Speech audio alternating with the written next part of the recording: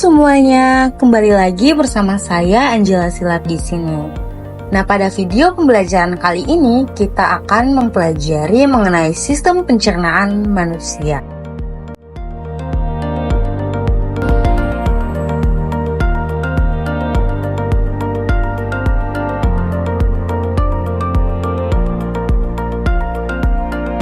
Adapun tujuan pembelajaran yakni melalui pembelajaran berbasis video, peserta didik dapat menganalisis keterkaitan struktur organ pada sistem pencernaan dengan fungsinya secara tepat.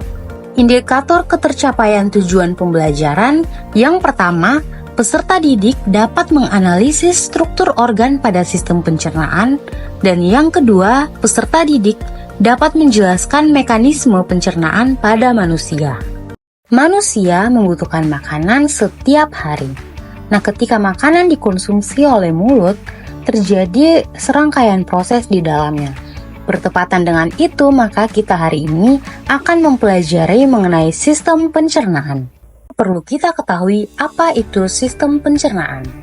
Sistem pencernaan merupakan proses pemecahan makanan menjadi molekul sederhana yang melibatkan organ-organ dan kelenjar pencernaan. Proses pencernaan pada manusia dibedakan menjadi dua. Yang pertama, pencernaan mekanis, merupakan pengubahan makanan dari bentuk kasar menjadi halus dengan bantuan gerakan alat-alat pencernaan seperti gigi dan lambung. Selanjutnya adalah pencernaan kimiawi, merupakan pelarutan makanan oleh enzim-enzim pencernaan mengubah makanan bermolekul besar menjadi molekul kecil. Proses pencernaan pada manusia melibatkan alat-alat pencernaan sebagai berikut. Yang pertama, rongga mulut, kelenjar ludah, esofagus, lambung, hati, kantung empedu, pankreas, usus halus, usus besar, dan anus. Semua alat pencernaan tadi dibedakan menjadi dua. Yang pertama, saluran pencernaan, merupakan saluran yang memproses makanan dengan pengunyahan, penelanan, dan pencampuran. Yang kedua adalah kelenjar pencernaan, merupakan alat pencernaan yang dapat menghasilkan enzim-enzim untuk pencernaan kimiawi. Organ pencernaan pertama ialah rongga mulut. Di dalam rongga mulut terjadi pencernaan secara mekanis dan kimiawi.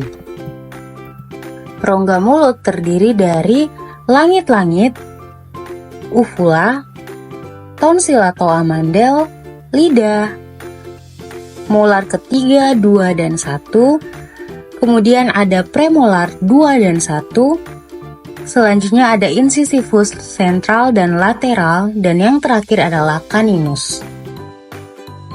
Jadi, bagian dalam rongga mulut dapat dikelompokkan menjadi gigi, lidah, dan kelenjar ludah. Yang pertama adalah gigi. Gigi merupakan alat pencernaan mekanis yang berfungsi untuk memotong makanan menjadi potongan yang lebih kecil dan juga memudahkan enzim-enzim pencernaan dalam mencerna makanan dengan lebih efisien dan cepat. Jenis-jenis gigi berdasarkan bentuk terbagi menjadi 3. Yang pertama adalah gigi seri atau incisivus, kemudian ada gigi taring atau caninus, dan gigi geraham atau molar dan premolar. Secara umum, gigi terdiri dari 3 bagian, yaitu mahkota yang merupakan bagian gigi yang tampak dari luar, kemudian bagian leher yang merupakan bagian yang terlindung di dalam gusi, dan yang ketiga, akar gigi yang merupakan bagian yang tertanam di dalam rahang. Bagian terluar gigi dilapisi email yang merupakan struktur terkeras dari tubuh. Di bawah lapisan email terdapat tulang gigi atau dentin. Bagian dentin yang masuk ke rahang dilapisi semen. Gigi kita tertanam di dalam gusi agar gigi tetap berada pada posisi yang sesuai. Di bagian dalam gigi terdapat sumsum gigi atau pulpa yang berisi pembuluh kapiler arteri vena dan jaringan saraf. Dan pada bagian dasar gigi terdapat celah akar dan tulang karang. Berikutnya, lidah. Lidah tersusun atas otot lurik dan permukaannya dilapisi dengan lapisan epitelium yang mengandung banyak kelenjar lendir atau mukosa. Pada permukaan lidah terdapat saraf-saraf atau reseptor perasa yang dapat merespon rasa di tempat yang berbeda. Rasa manis pada bagian ujung lidah, asin pada bagian tepi depan, asam bagian tepi belakang, dan rasa pahit pada bagian pangkal lidah. Secara umum, fungsi lidah yakni membantu mencampur dan menelan makanan, dan juga sebagai alat pengecap makanan karena mengandung banyak reseptor pengecap atau perasa, dan juga lidah berfungsi untuk mendorong makanan masuk ke esofagus, kelenjar ludah.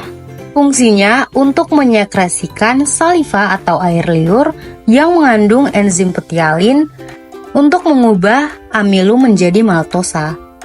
Terdapat 3 jenis kelenjar ludah. Yang pertama, kelenjar parotis di dekat telinga, kelenjar sublingualis di bawah lidah, dan kelenjar submandibularis di bawah rahang. Organ pencernaan kedua adalah kerongkongan.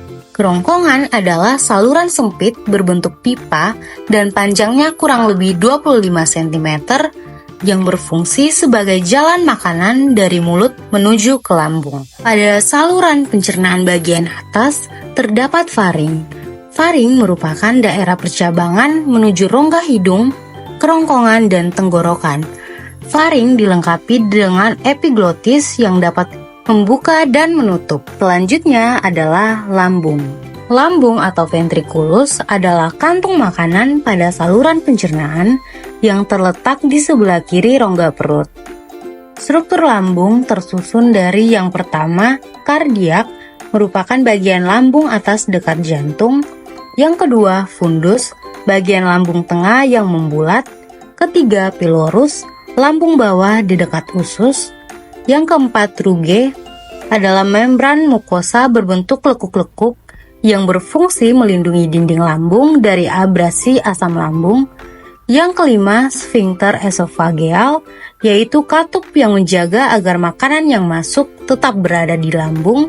Dan yang keenam adalah sphincter pylorus, yaitu katup yang menjaga makanan agar tidak keluar sebelum pencernaan selesai. Di dalam lambung terjadi pencernaan secara kimiawi dan mekanis. Pencernaan mekanis terjadi karena adanya gerakan peristaltik akibat kontraksi otot lambung yang mengakibatkan bolus tercampur dan teraduk menjadi bubur atau kem. Selanjutnya, pencernaan kimiawi. Pencernaan kimiawi terjadi dengan bantuan getah lambung yang dihasilkan oleh kelenjar yang terletak di dinding lambung di bawah fundus. Dinding lambung mengandung sel-sel kelenjar yang berfungsi menghasilkan getah lambung. Getah lambung mengandung zat-zat sebagai berikut. Yang pertama, asam lambung atau HCl, berfungsi untuk mematikan bakteri yang ada dalam makanan, mengubah sifat protein, dan mengaktifkan enzim pepsinogen menjadi pepsin. Yang kedua, enzim pepsin, berfungsi untuk merombak protein menjadi pepton. Yang ketiga, enzim renin, berfungsi mengaktifkan kaseinogen menjadi kasein. Selanjutnya, usus halus. Usus halus adalah saluran berkelok-kelok yang panjangnya sekitar 6-8 meter dan lebar 25 mm. Pada usus halus terjadi pencernaan kimiawi. Usus halus terdiri dari 3 bagian, yaitu duodenum atau usus 12 jari, jejunum atau usus kosong, dan ilium atau usus penyerapan. Yang pertama ialah usus 12 jari. Usus ini terdiri dari 2 saluran. Yang pertama, kantong empedu, berisi cairan empedu yang dihasilkan oleh hati, berguna untuk mengemulsikan lemak. Yang kedua, pankreas, berfungsi untuk menghasilkan getah pankreas yang bersifat basah, yang mengandung beberapa jenis enzim seperti amilase, tripsin, dan lipase. Di usus kosong, makanan akan dicerna oleh enzim secara kimiawi. Adapun enzim-enzimnya sebagai berikut. Pertama, enterokinase, berfungsi mengaktifkan tripsinogen. Kedua, laktase mengubah laktosa menjadi glukosa. Erepsin mengubah pepton menjadi asam amino. Maltase mengubah maltosa menjadi glukosa. Disakarase berfungsi mengubah disakarida menjadi monosakarida. Peptidase mengubah polipeptida menjadi asam amino. Sukrase mengubah sukrosa menjadi glukosa dan fruktosa. Dan lipase mengubah trigliserida menjadi gliserol dan asam lemak. Selanjutnya, usus penyerapan atau ileum. Di usus ini terdapat banyak lipatan yang disebut villi. Villi berfungsi untuk memperluas permukaan usus sehingga proses penyerapan makanan menjadi lebih maksimal. Selanjutnya, usus besar. Usus besar memiliki panjang kurang lebih 1 meter yang terdiri atas kolon ascendens, kolon transversum, dan kolon descendens. Di antara usus halus dan usus besar, terdapat sekum atau usus buntu. Pada ujung sekum terdapat tonjolan kecil yang disebut appendix atau ubah cacing yang berisi massa sel darah putih yang berperan dalam imunitas. Bagian akhir usus besar disebut rektum dan terdapat lubang pembuangan yang disebut anus. Fungsi usus besar yaitu membentuk massa feses atau kotoran, mengatur kadar air, garam mineral, dan zat berguna yang tersisa pada feses, dan yang terakhir ialah tempat terjadi pembusukan sisa makanan menjadi feses oleh bakteri Escherichia coli. Bagian terakhir adalah anus. Bagian akhir usus besar disebut rektum. Rektum dapat berkontraksi sehingga menimbulkan defeksasi. Defeksasi adalah proses pengeluaran zat sisa pencernaan melalui anus. Selanjutnya adalah kelenjar pencernaan manusia. Nah, terdiri dari kelenjar ludah, kelenjar hati, kelenjar lambung, kelenjar pankreas, dan kelenjar usus halus. Nah, karena kita sudah membahas 3 kelenjar sebelumnya, yaitu kelenjar ludah, kelenjar lambung, dan kelenjar usus halus, maka selanjutnya kita akan membahas tentang kelenjar hati dan kelenjar pankreas. Pertama, kelenjar pankreas. Pankreas memiliki kelenjar eksokrin berupa sel asiner yang menghasilkan getah pankreas.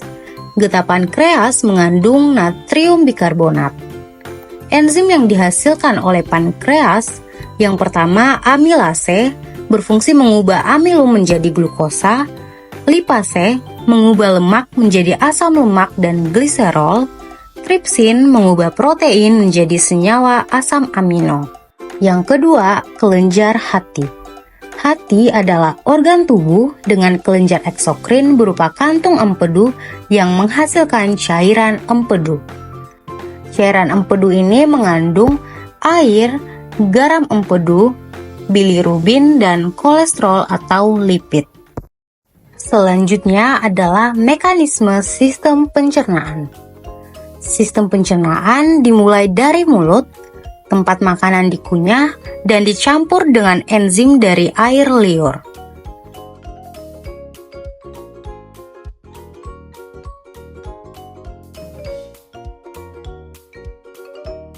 Makanan kemudian masuk ke kerongkongan dan didorong menuju lambung, di mana asam dan enzim mencerna makanan lebih lanjut.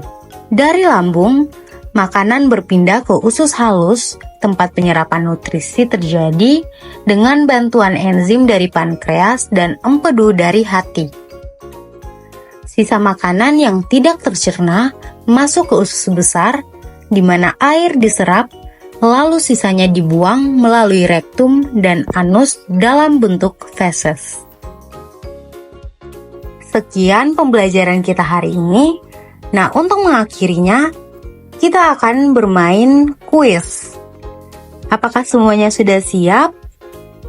Silakan scan barcode yang tertera pada gambar di video ini. Semoga kalian dapat mengerjakan soalnya dengan baik. Terima kasih dan sampai jumpa di video berikutnya.